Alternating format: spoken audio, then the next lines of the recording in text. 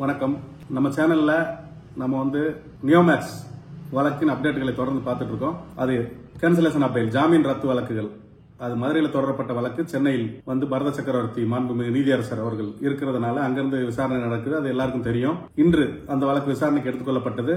இது எந்த ஸ்டேஜ் அப்படின்னு சொல்லும் போது, வேல்யூஷன் ஆஃப் ப்ராப்பர்ட்டிஸ், சொத்துக்களை மதிப்பீடு செய்து அதுக்கப்புறம் தான் ஃபர்தர் ப்ரொசீடிங்ஸ் போகணும்னு சொல்லி இருக்கிறாங்க. அதுக்காக இன்னைக்கு விசாரணை நடைபெற்றது. அந்த விசாரணையில அரசு தரப்பு கூடுதல் குற்றவியல் வழக்கறிஞர் அடிஷனல் பப்ளிக் ப்ராசிக்யூட்டர் முனியப்பராஜ் அவர்கள் ஒரு அறிக்கை தாக்கல் செஞ்சிருக்காரு. அதுல 7 மாவட்டத்தில் அந்த மதிப்பீடு செய்யும் பணிகள் முடிவடைந்து விட்டது. ஆனால் அந்த அறிக்கை மட்டும் வரல. அதனால அதுக்கு ஒரு வாரம் டைம் கொடுங்க, அந்த ரிப்போர்ட்டை தாக்கல் பண்ணிடலாம். மேலும் ராமநாதபுரம் மற்றும் திண்டுக்கல் அங்க அதிகப்படியான சொத்துக்கள் இருக்கிறதுனால அதுக்கு 21 நாட்கள் டைம் வேணும். மீதி மாவட்டங்களுக்கு 15 நாட்கள் கால அவகாசம் வேணும். அந்த ரிப்போர்ட்டை வேல்யூ எல்லாம் பண்ணி அந்த சொத்துக்கள் எல்லாம் மதிப்பீடு பண்ணி கொடுத்துருவோம் அப்படின்னு சொல்லியிருக்காங்க. அதற்கு முதலீட்டாளர்கள் தரப்பு வழக்கறிஞர் அவ்வளவு கூடுதல் டைம் கொடுக்க கூடாது, இவங்க தொடர்ந்து இது மாதிரி பண்ணிட்டு இருக்காங்கன்னு சொல்லி வழக்கறிஞர் திரு புருஷோத்தமன் அவர்கள் ஆர்கியூ பண்ணியிருக்கிறாரு. அப்ப நம்ம தரப்புல நான் என்ன சொன்னேன்னா, ஒரு 2 வாரம் மட்டும் டைம் கொடுங்க அப்படின்னு சொல்லி இருக்கிறேன். அதுக்கப்புறம் ஃபர்தர் ப்ரொசீடிங்ஸை நாம் பாத்துக்கலாம்னு ஆர்கியூ பண்ணோம். மேலும் சில வழக்கறிஞர்கள் என்ன சொன்னாங்கன்னா, வேல்யூவை குறைச்சி போடுறாங்க, அது எங்கன்னா மதுரை போன்ற மாவட்டங்கள் அப்படின்னு சொல்லியிருக்காங்க. ஜட்ஜ் என்ன சொன்னாங்க, இது ரஃபா ஒரு வேல்யூஷன் தான், அவங்க கொடுக்கறத இப்ப நம்ம முடிவுக்கு வரல. ஆனா சப்ரிஜிஸ்டார் ஆஃபீஸ் போகும்போது யாருமே உண்மை பேசுறது இல்லை, எல்லாரும் பொய் தான் பேசுறாங்க அப்படின்ற மாதிரி மாண்புமிகு நீதியரசர் அவர்கள் சொல்லியிருக்காங்க. இது ஒரு டேட்டா கலெக்ஷன் மாதிரி தான், இது மக்களுக்கு கொடுக்கற அளவுக்கு இருக்குதா இல்லையான்னு பாக்குறதுக்கு மட்டும்தான் அப்படின்னு சொல்றாரு. மேலும் அவங்களை தண்டிக்கணும்ன்றது நம்மளோட நோக்கம் இல்லை. ஆனால் தண்டிக்கணும் நீங்க முடிவெடுத்தீங்கனாலும் செட்டில்மெண்ட் கேட்கறவங்க செட்டில்மெண்ட் வாங்கிக்கலாம், தண்டிக்கணும் முடிவு எடுக்கிறவங்க தனியா வழக்கு நடத்தலாம். எந்த ப்ரொசீடிங்ஸையும் நம்ம தடை பண்ணல, சட்டப்படியான எதையுமே நம்ம நிறுத்தி வைக்கல. அவங்களை தண்டிக்க வேண்டாம், அவங்களை சமரசம் பண்ணிட்டு போங்கன்னு இந்த நீதிமன்றம் சொல்லல. அவங்க சமரசம் பண்ணணும்னு சொல்றாங்க. சொத்துக்கள் தேவையான சொத்து இருக்குன்றாங்க. தேவையான மக்களுக்கு இந்த சொத்துக்களோட மதிப்பீடுகள் முடிஞ்சதுக்கு அப்புறம் அதை வேணும்ன்றவங்க வாங்கிக்கலாம், வேண்டான்றவங்க வழக்கை எதிர்த்து நடத்தலாம். அது டேர்ன்பிட் கோர்ட்ல போய் நடத்திக்கலாம். இதை அனைத்து தரப்பினரும் ஏற்றுக்கொண்டால் மட்டும்தான் நம்ம முடிவுக்கு வருமே தவிர யாரையும் கம்பல் பண்றதில்லை. யாரையும் கட்டாயப்படுத்தி நீ சமரசத்துக்கு போகணும், யாரையும் கட்டாயப்படுத்தி நீங்க வழக்கை எதிர்த்து நடத்தணும், அவங்களுக்கு தண்டனை கொடுக்கணும் நம்ம சொல்ல போறதில்லை அப்படின்னு சொல்றாங்க. அப்புறம் இன்னைக்கு தாக்கல் செய்யப்பட்ட ரிப்போர்ட் அதை என்னன்னா, அது இப்ப கொடுத்திருக்காங்க கோர்ட்ல, அதை நீதிமன்றம் வாங்கி வச்சிருக்குது. இதை அப்லோட் பண்ணணும், வெப்சைட்ல இதை அப்லோட் பண்ணணும். இங்க எல்லாமே ஓப்பனா தான் நடக்குது. இதுல ரகசியமாக எந்த நடவடிக்கையும் நடக்கவில்லை அப்படின்னு சொல்லி நீதியரசர் சொல்றாரு. மேலும் அந்த ஒரு மனுதாரர் பார்ட்டியின் பெர்சன், அதாவது மனுதாரர் நேராக நீதிமன்றத்தில் ஆஜராகி வாதாடலாம். அது சிவதர்சினி அப்படின்றவங்க மேடம், அவங்க அப்பியராகி வாதாடி இருக்காங்க. நேரடியாக அவங்க பேர்ல மனு தாக்கல் செய்து சென்னையில அவங்க என்ன சொல்றாங்கன்னா, புகார் கொடுக்கறதுக்கு ஒரு கால அளவு நிர்ணயிக்கப்பட்டது, அதற்கு பின்பு இன்னமும் புகார் கொடுத்துட்டு இருக்காங்க. இவ்வளவு நாள் புகார் கொடுக்க வேண்டாம்னு சொன்ன சில சங்கங்கள் இப்ப புகார் கொடுன்னு சொல்றாங்க. அதனால காலதாமதம் ஏற்படும், நமக்கு வழக்கு சீக்கிரம் முடியாது. இவங்க இப்ப நிறுவனத்திற்காக இவங்க செய்யறாங்க. நிறுவன தரப்புல ஏஜென்ட்கள் எங்களோட தொடர்புல இல்ல, அவங்க இவ்வளவு நாள் புகார் கொடுக்க வேண்டாம்னு சொன்னாங்க. இப்ப புகார் கொடுத்தையில நீதிமன்றத்தில் வாங்கிக்கணும் மிரட்டுறாங்க அப்படின்ற மாதிரி பேசினாங்க. நீதியரசர் என்ன சொல்றாருன்னா, இப்ப நம்ம சொத்துக்களை மதிப்பீடு செய்யறோம், அதற்கு பின்னாடி இந்த வாதங்கள்லாம் வச்சு பாத்துக்கலாம், என்ன செய்யலாம் எந்த மாதிரி செய்யலாம்ன்றத நம்ம பின்னாடி இந்த சொத்துக்களோட மதிப்புகள் வந்ததுக்கு அப்புறம் பாத்துக்கலாம் அப்படின்ற மாதிரி சொல்லியிருக்காங்க.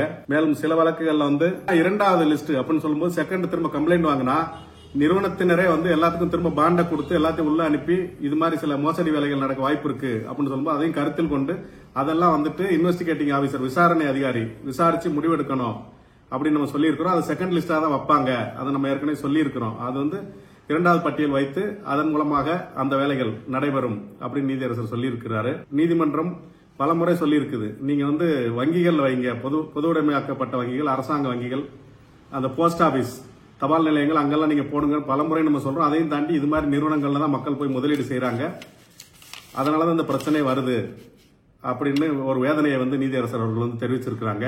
மேலும் நம்ம ஏற்கனவே பார்த்திருந்தோம், அந்த கன்சியூமர் போரத்திலையும் கேஸை போட்டு அது வாரண்ட்டை எக்ஸிக்யூட் பண்ண முயற்சி பண்றாங்க, அதனால அதை ஸ்டே பண்ணணும் அப்படின்னு சொல்லும்போது மாண்புமிகு நீதியரசர் அவர்கள் இந்த நீதிமன்றம் எந்த நடைமுறையையும் தடை செய்யவில்லை, தொடர்ந்து நம்ம சொல்லிட்டு தான் இருக்கிறோம். அதனால அந்த வேலை போயிட்டு தான் இருக்கும். இருந்தாலும் உங்களுக்காக இந்த மிசலேனியஸ் பெட்டிஷன் பல்வகை மனுக்கள் அந்த கன்சியூமர் கோர்ட்டுக்கு மேல உள்ள வழக்குகளை நம்ம வந்து தனியாக விசாரிப்போம் அப்படின்னு சொல்லியிருக்காங்க. அதுல வந்து எதிர் மனுதாரர் அதுல வந்து கன்சியூமர் கோர்ட்ல பெட்டிஷன் போட்டவங்க என்ன சொன்னாங்க, வாரண்ட் கொடுத்திருக்குது. ஆனா இந்த வழக்கு நிலுவையை காட்டி வந்து அவங்க வாரண்ட்டை வந்து எக்ஸிக்யூட் பண்ண விட மாட்டேன்றாங்க அப்படின்னு சொன்னாங்க.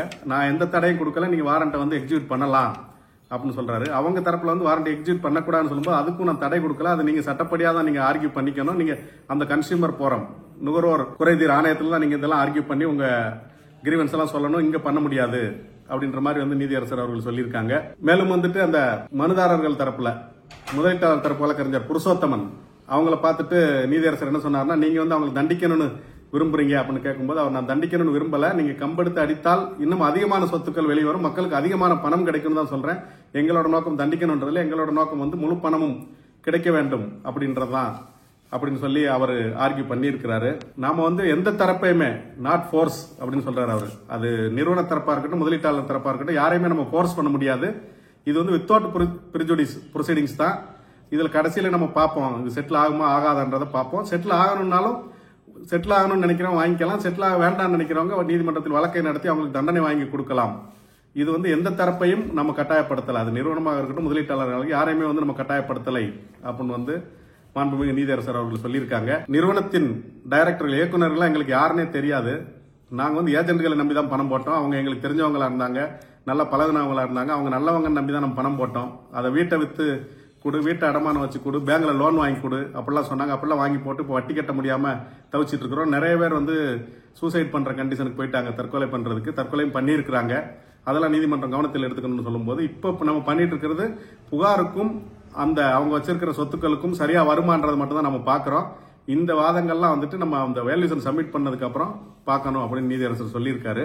மேலும் சில வழக்குகள்ல சேஞ்சாப்போ காலத்து, அதாவது வழக்கறிஞர் வந்து நாங்க ஆஜராகலன்னு சேஞ்சாப்போ காலத்து பார்ட்டிஸ் கொடுத்திருக்கிறோம். அவங்க அதை வாங்கிட்டு இன்னும் நீதிமன்றத்தில் தாக்கல் செய்யல, அதனால எங்க பேரே தொடர்ந்து வருது, அதனால அதை மாத்தணும்னு சொல்லி வாதிடப்பட்டிருக்குது. அதற்கு நீதியரசர் வந்து அதை செக் பண்ணி அவங்க பேரை, அந்த வழக்கறிஞர்கள் பேரை வந்து அதுல இருந்து எடுத்துருங்க, வேற வக்கீல் அதுக்கு பதிலுக்கு வக்காலத்து தாக்கல் செஞ்சிருந்தால் அவங்க பேரை போடுங்க, வேற வக்கீல் வக்காலத்து தாக்கல் செய்யலைன்னா அதுல வந்துட்டு நீங்க வந்து அந்த யார் மனுதாரரோ அந்த மனுதாரரின் பேரை நீங்க வந்து அந்த லிஸ்ட்ல போட்டு பண்ணுங்கன்னு சொல்லி ரிஜிஸ்ட்ரிக்கு ஒரு உத்தரவு கொடுத்திருக்காங்க. இப்போ வந்துட்டு இந்த வேலைகள்லாம் வந்து 31/7/2025 இன்றுக்குள்ள முடியணும்னு கூப்பிட்டு வழக்கு வாய்தா போடப்பட்டிருந்தது. இப்ப என்ன சொல்றாங்கன்னா 21/8/2025 அதற்குள்ள இந்த வழக்கு அந்த வேல்யூஸ் எல்லாம் முடிச்சு கோர்ட்டுக்கு ரிப்போர்ட் சப்மிட் பண்ணணும். as early as possible, day to day பேஸ்ல பண்ணணும், எக்ஸ்பீடியஸ்லி தினசரி நடவடிக்கையாக வேகமாக அதை செய்யணும் அப்படின்னு சொல்லியிருக்காங்க. அது போக இந்த வழக்கானது 11/8/2025 அன்று வந்து மீண்டும் விசாரணைக்கு வரும். இடையில வந்து 22/8/2025 அன்னைக்கு வந்து அந்த கன்சியூமர் போரத்தில் உள்ள வழக்குகள் சம்பந்தமான விசாரணைகளை வந்து விசாரிக்கிறதாக சொல்லியிருக்காங்க. அது போக எல்லாரும் வந்து நீதிமன்றத்தில் என்ன வந்து வழக்குல தரப்பினரா சேர்க்கணும், என்ன விசாரிக்கணும், தொடர்ந்து மதுரையில் மனுக்கள் தாக்கல் செஞ்சிட்டு இருக்காங்க அப்படின்னு வந்து பப்ளிக் ப்ராசிக்யூட்டர் சொன்னாரு. அதற்கு வந்துட்டு நீதியரசர் எந்த மனுவுமே வந்து நான் முன்னாடி போடுன்னு சொல்ல முடியாது. திருநெல்வேலி மாவட்டத்துக்கு வந்துட்டு லாரன்ஸ் வால்டர் அவரையும், விருதுநகர் மாவட்டம் அந்த மாவட்டத்துக்கு அறிவழகன் அவங்க 2 பேரும் வந்துட்டு மதிப்பீட்டாளர்கள், வேல்யூவர்ஸ், சார்ட்டர்ட் வேல்யூவர்ஸ் போடணும்னு சொல்லிட்டு அடிஷனல் பப்ளிக் ப்ராசிக்யூட்டர் சொல்லி இருக்கிறாரு.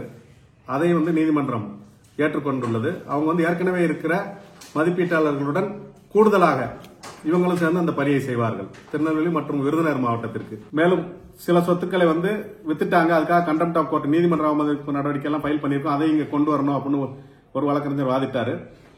மாண்புமிகு நீதியரசர் என்ன சொல்லிருக்காங்கன்னா, எந்த ஒரு வழக்கையுமே மதுரையிலிருந்து எனக்கு போடுன்னு நான் சொல்ல முடியாது, நீங்க அந்த பதிவு உயர்நீதிமன்றத்தின் மதுரை கிளையின் பதிவாளர்கள் அவங்ககிட்ட போய் லெட்டர் கொடுங்க, அவங்க என்ன பண்றாங்களோ அதுதான் பண்ண முடியும், அவங்க முன்னாடி அனுப்புனா நான் விசாரிக்க முடியும், நீங்க வந்து அங்கதான் போய் அந்த லெட்டர்லாம் கொடுக்கணும், அங்க உள்ள கண்டெம்ட் ஆஃப் கோர்ட் அந்த ஃப்ரெஷ் ஆஃப் பெட்டிஷன் ஃபைல் பண்றது, என்ன வந்து வழக்கில் மனுதாரரா சேர்க்கணும் அப்படின்னு சொல்றது, என்ன விசாரிக்கணும்னு சொல்றது 161 ஆப் சிஆர்பிசி 183 ஆப் பிஎன்எஸ், அது வந்து 161 சிஆர்பிசி நம்ம ஏற்கனவே தெரிஞ்சிருக்கோம், நிறைய வாட்டி பார்த்திருக்கோம். அந்த இப்போ வந்து பிஎன்எஸ்ல பாரதிய நியாய சங்கீதா 183 183 அதுல சொல்லப்பட்டிருக்குது.